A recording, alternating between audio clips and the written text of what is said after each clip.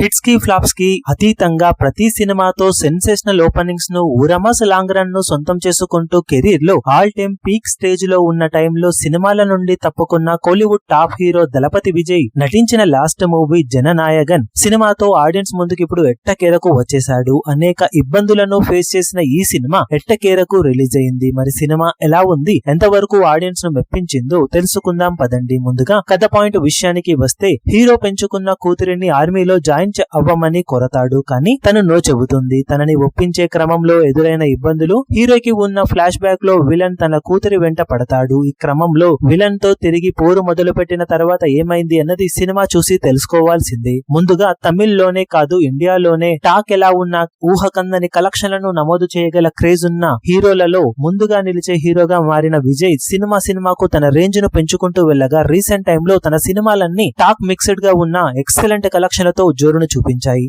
ఇలాంటి టైంలో తన లాస్ట్ మూవీగా బాలయ్య నటించిన భగవంత్ కేసరి సినిమాను ఎంచుకోవడం ఇక్కడ ఆడియన్స్ నుండి తన నుండి ఫ్రెష్ మూవీతో వీడుకోలు పడిగే అవకాశం లేకుండా చేయగా, రీమేక్ ను అయినా సరిగ్గా చేశారా అంటే అనవసరపు పొలిటికల్ డైలాగ్స్ అలాగే పూర్ విఎఫ్ఎక్స్ షార్ట్స్ తో సినిమాను తెరకెక్కించి తన ఎలక్షన్స్ కి ఒక క్యాంపెయిన్ లా సినిమాను విజయ్ వాడుకున్నట్లు చాలా సీన్స్ లో క్లియర్ గా తెలిసిపోయింది. దాంతో తన ఫ్యాన్స్ వరకు ఇది ఎలా ఉన్నా కూడా ఒక నార్మల్ ఆడియన్స్ కి మాత్రం తన నుండి వచ్చే లాస్ట్ మూవీ ఇలాంటి బిలో కంటెంట్ తో రావడం పెద్దగా నచ్చలేదనే చెప్పాలి.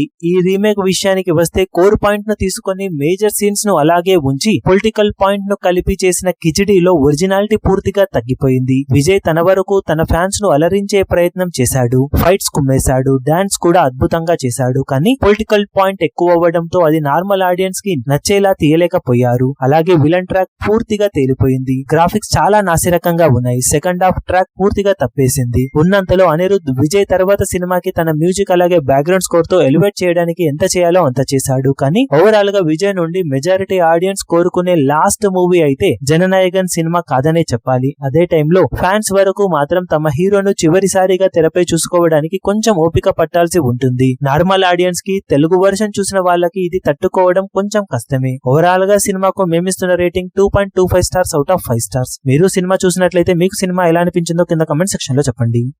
ఈ వీడియో మీకు నచ్చినట్లయితే లైక్ చేయండి, షేర్ చేయండి, ఛానల్ ను సబ్స్క్రైబ్ చేయడం మాత్రం మరవకండి. ఏ చిన్న అప్డేట్ ను మిస్ అవ్వకూడదు అనుకుంటే బెల్ ఐకాన్ ను ప్రెస్ చేయండి.